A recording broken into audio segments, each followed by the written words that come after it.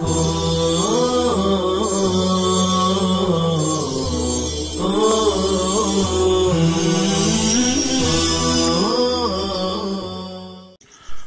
اللہ الرحمن الرحیم ونزل لما قالوا له ان كنت نبيا فسير عنا جبال مكة واجعل لنا فيها نارا وعيونا لنغرس ونزرع وابعث لنا آباءنا الموتى يكلمونا أنك نبي أعوذ بالله من الشيطان الرجيم ولو أن قرآنا سيرت به الجبال نقلت عن أماكنها أو قطعت شققت به الأرض أو كلم به الموتى بأن يحيوا لما آمنوا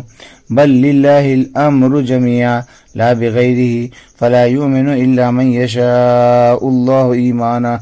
دون غيره وإن أوتوا ما اقترحوا ونزل لما أراد الصحابة إظهار ما اقترحوا طمعا في إيمانهم أفلم ييأس يعلم الذين آمنوا أن مخففة أي أنه لو يشاء الله لهدى الناس جميعا إلى الإيمان من غير آية ولا يزال الذين كفروا من أهل مكة تصيبهم بما صنعوا بصنعهم أي بكفرهم قارية داهية تقرأهم بصنوف البلاء من القتل والأسر والحرب والجذب أو تحل يا محمد بجيشك قريبا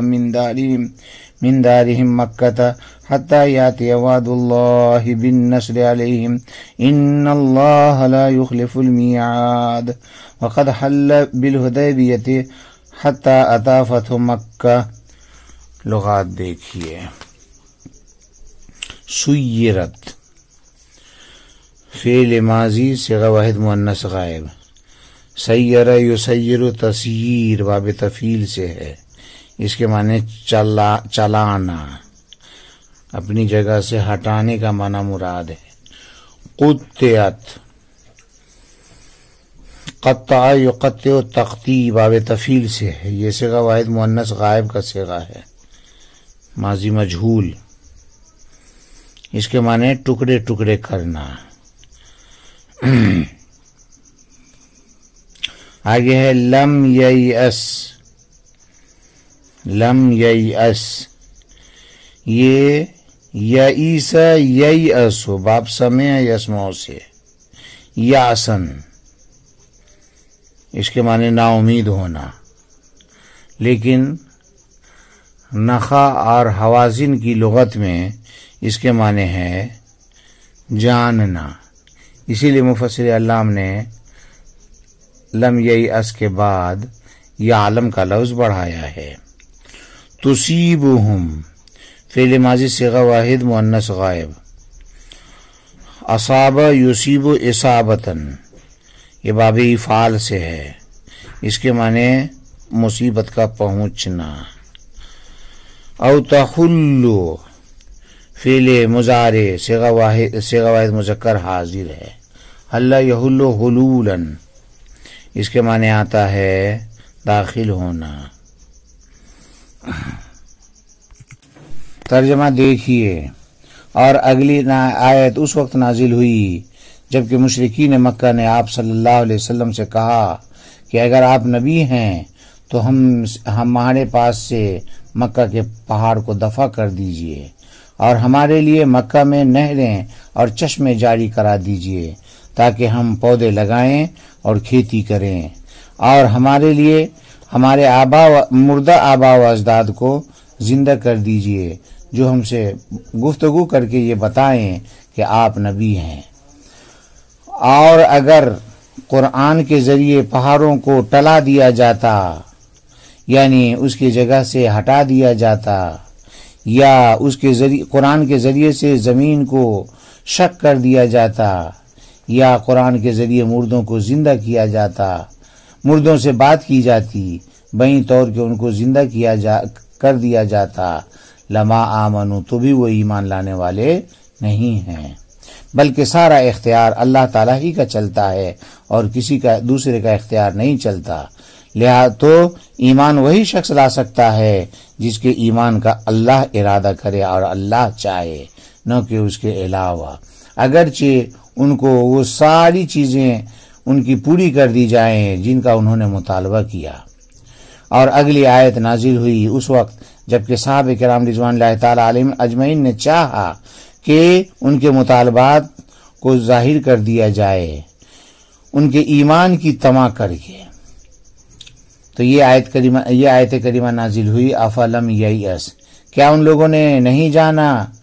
کیا ایمان والوں نے نہیں جانا کہ اگر اللہ تبارک تعالیٰ چاہتا تو تمام لوگوں کو ہدایت دے دیتا، ایمان کی طرف رہنمائی کر دیتا بغیر کسی معجزے کے۔ اور ہمیشہ اہل مکہ میں سے یہ کفار کو ہمیشہ کوئی نہ کوئی مصیبت اور آفت پہنچتی رہے گی ان کے کرتوتوں کی وجہ سے، یعنی ان کے کفر کی وجہ سے، جو ان کو جھنجھوڑتی رہے گی مختلف قسم کی بلاؤں کے ذریعے، یعنی قتل کے ذریعے، قید کے ذریعے، اور جنگ کے ذریعے، اور خشک سالی کے ذریعے۔ یا آپ داخل ہو جائیں اے محمد صلی اللہ علیہ وسلم اپنے لشکر کے ساتھ ان کے گھر یعنی مکہ کے قریب جگہ میں، یہاں تک کہ اللہ تبارک تعالیٰ کا وعدہ آ جائے ان کے مقابلے میں آپ کی مدد کرنے کا۔ بے شک اللہ تبارک تعالیٰ وعدہ خلافی نہیں کرتا ہے۔ اور حضرت آپ صلی اللہ علیہ وسلم حدیبیہ میں داخل ہوئے یہاں تک کہ فتح مکہ کا واقعہ پیش آیا۔ ما قبل کی آیات میں اہل مکہ کے عناد کا ذکر تھا کہ آپ پر ہمارا فرمائشی معجزہ کیوں نہیں نازل ہوتا ہے، جس کا جواب بھی گزشتہ آیات میں دے دیا گیا۔ آگے کی آیت میں مشرکین مکہ کے چند دیگر معاندانہ سوالات کا جواب دیا جا رہا ہے۔ واقعہ اس کا یہ ہے کہ کفار مکہ میں سے ابو جہل، عبداللہ بن امیہ وغیرہ کعبۃ اللہ کے پیچھے بیٹھے اور آپ کو اپنے پاس بلوایا، یا یہ کہ آپ ہی ان لوگوں کے پاس سے گزرے، تو موقع غنیمت سمجھ کر کے آپ نے ان کو ایمان و اسلام کی دعوت دی۔ اس پر عبداللہ بن امیہ نے کہا کہ ہمارے کچھ مطالبات ہیں وہ پورے کیے جائیں تو آپ کی ہم لوگ ضرور پیروی کریں گے، ایمان و اسلام قبول کر لیں گے۔ وہ چند مطالبات میں پہلا مطالبہ یہ کہ اس قرآن کے ذریعے سے مکہ کے پہاڑوں کو اپنی جگہ سے ہٹا کر دور لے جا کر ڈال دیجیے تاکہ مکہ کی سرزمین کشادہ ہو جائے، کیونکہ ان پہاڑوں کی وجہ سے بڑی تنگی ہے، کھیتیاں وغیرہ کرنا بھی ممکن نہیں ہے۔ نیز اس سرزمین میں نہریں اور چشمے جاری ہو جائیں تاکہ پودے وغیرہ لگائیں، کھیتیاں کریں، باغ بنائیں۔ اور آپ کے دعوے کے مطابق آپ پر یہ مشکل بھی نہیں ہے، کیونکہ آپ کہتے ہیں کہ آپ کا مقام اللہ کے نزدیک حضرت داؤد علیہ السلام سے بھی کم نہیں ہے۔ تو جب حضرت داؤد علیہ السلام کے واسطے پہاڑ کو مسخر کر دیا گیا تھا تو آپ کا مقام تو ان سے بھی اونچا ہے، تو آپ کے واسطے ایسا کرنا کیا مشکل، وہ تو بہت سہل اور آسان ہوگا۔ دوسرا مطالبہ یہ تھا کہ جس طریقے سے حضرت سلیمان علیہ السلام کے واسطے آپ کے قول کے مطابق اللہ نے ہوا کو مسخر کر دیا تھا، جس کی وجہ سے وہ بڑے بڑے فاصلوں کو معمولی وقت میں طے کر لیا کرتے تھے، آپ بھی ہمارے واسطے ایسا ہی کر دیں کہ اس پر سوار ہو کر ہم لوگ شام چلے جائیں اور اپنا غلہ دیگر حاجات پوری کر کے ایک ہی دن میں واپس آ جائیں۔ اس طرح ہمارے واسطے شام و یمن کا سفر بالکل آسان ہو جائے۔ تیسرا مطالبہ یہ تھا کہ جس طریقے سے حضرت عیسیٰ علیہ السلام مردوں کو زندہ کرتے تھے، آپ تو اپنے دعوے کے مطابق ان سے کم نہیں ہیں، آپ بھی ہمارے لیے ہمارے دادا قصی کو زندہ کر دیجئے تاکہ ہم ان سے دریافت کریں کہ محمد کا دین سچا ہے یا نہیں، آپ جس دین کو لائے ہیں وہ سچا ہے یا نہیں۔ انہی معاندانہ مطالبات کا جواب دیتے ہوئے اگلی آیت کو نازل فرمایا۔ چنانچہ اگلی آیت نازل ہوئی۔ چنانچہ مفسر علام فرماتے ہیں وَنَزَلَ لَمَّا قَالُوا لَهُ إِن كُنتَ نَبِيًّا فَسَيِّرْ عَنَّا جِبَالَ مَكَّةَ وَاجْعَل لَّنَا فِيهَا أَنْهَارًا وَعُيُونًا لِنَغْرِسَ وَنَزْرَعَ وَابْعَثْ لَنَا آبَاءَنَا الْمَوْتَىٰ يُكَلِّمُونَا أَنَّكَ نَبِيٌّ۔ کہ اگلی آیت اس وقت نازل ہوئی جبکہ کفار مکہ نے آپ سے کہا کہ اگر آپ نبی ہیں تو ہم سے جبال مکہ کو دفع کر دیں اور مکہ میں ہمارے واسطے نہر اور چشمے جاری کر دیں تاکہ ہم پیڑ پودے لگائیں اور کھیتی کریں، اور ہمارے واسطے ہمارے مردہ آبا و اجداد کو زندہ کرا دیں، جو ہم سے کلام کر کے بتائے کہ واقعی آپ سچے نبی ہیں۔ چنانچہ فرمایا جا رہا ہے وَلَوْ أَنَّ قُرْآنًا سُيِّرَتْ بِهِ الْجِبَالُ نُقِلَتْ عَنْ أَمَاكِنِهَا أَوْ قُطِّعَتْ شُقِّقَتْ بِهِ الْأَرْضُ أَوْ كُلِّمَ بِهِ الْمَوْتَىٰ بِأَنْ يُحْيَوْا لَمَا آمَنُوا۔ اور اگر یہ بات ثابت ہو جائے کہ قرآن کے ذریعے سے پہاڑ کو چلتا کر دیا جائے، یعنی اس کی جگہ سے ہٹا دیا جائے، یا اس کے ذریعے سے زمین کو شق کر دیا جائے، چیر دیا جائے، یا اس کے ذریعے سے مردوں سے بات کی جائے بہیں طور کہ ان کو زندہ کیا جائے، یہ سب کر لیا تو بھی وہ لوگ ایمان نہیں لائیں گے، لما آمنو، وہ ایمان نہیں لائیں گے۔ یہاں پر جو فرمایا گیا سویرت بہل جبال، دیکھو اس سے مراد زمین کو ہموار کرنا ہے۔ آگے جو فرمایا قطعت بہل ارض، اس سے مراد زمین کو شق کرنا ہے، شق کر کے نہر اور چشمے بنا دیا جانا مراد ہے۔ اور آگے جو مفسر اللہ نے فرمایا لما آمنو، اس سے اس بات کی طرف اشارہ ہے کہ لو کا جواب محذوف ہے، لو کا جواب لما آمنو ہے جو محذوف ہے۔ مطلب اس کا یہ ہے کہ اگر اللہ تعالیٰ ان کے مطالبات کو پورا بھی کر دے تو بھی ان سے ایمان حاصل ہونے والا نہیں ہے، اس لیے کہ اللہ تبارک تعالیٰ ان کا ایمان نہ لانا، یہ اللہ کو اس کا علم ہے، اللہ تبارک تعالیٰ کو ان کا ایمان نہ لانا معلوم ہے۔ تو جب ایمان نہ لانا معلوم ہے اور یہ معلوم ہے کہ وہ ایمان لانے والے نہیں ہیں، تو ظاہر بات ہے کہ مطالبہ پورا کرنے سے کیا فائدہ۔ اس لیے اللہ تبارک تعالیٰ نے مطالبہ پورا نہیں فرمایا، کیونکہ مطالبہ پورا فرمانے کی صورت میں بھی ایمان لانے والے وہ نہ تھے۔ آگے فرمایا گیا بل للہ الامر جمیعا لا بغیرہ، یہ لا بغیرہ سے جو حصر کا معنی پیدا ہوا للہ کو مقدم کرنے کی وجہ سے، اسی حصر کا معنی ہے یہ، اللہ ہی کے لیے سارا اختیار ہے، اس کے علاوہ کسی کو نہیں ہے، یعنی ہر چیز پر اللہ ہی کی قدرت کار فرما ہے۔ بل کا جو استعمال ہوا ہے یہاں پر ما قبل سے اعراض کرنے کے لیے یہ آتا ہے، یہاں پر بھی ما قبل میں جملہ شرطیہ جو نفی کے معنی کو متضمن ہے اس سے اعراض مقصود ہے۔ مطلب یہ ہے کہ ان کے مطالبات کو اللہ پورا کرنے پر قادر ہے، مگر چونکہ اللہ کو ان کا ایمان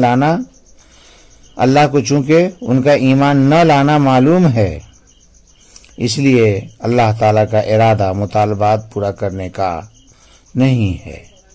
اور ان کے مطالبات پورا نہیں کیے جائیں گے کیونکہ وہ ایمان لانے والے ہیں ہی نہیں۔ اسی کو آگے مفسر علام نے فرمایا فَلَا يُؤْمِنُ إِلَّا مَنْ يَشَاءُ إِيمَانَهُ دُونَ غَيْرِهِ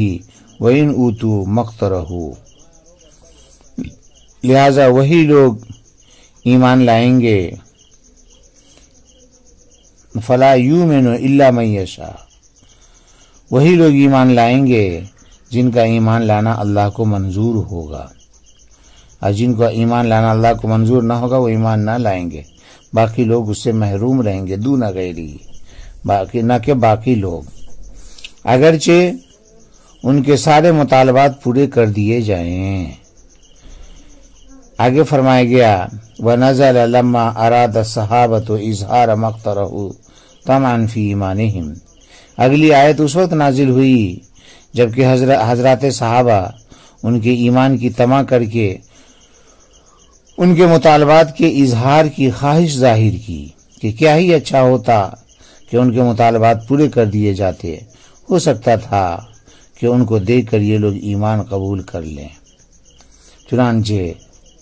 اسی کے بارے میں اگلی آیت نازل ہوئی افلم یعلم الذین آمنوا ان مخففۃ اے انہ لو یشاء اللہ لہدی الناس جمیعا الی الایمان من غیر آیۃ۔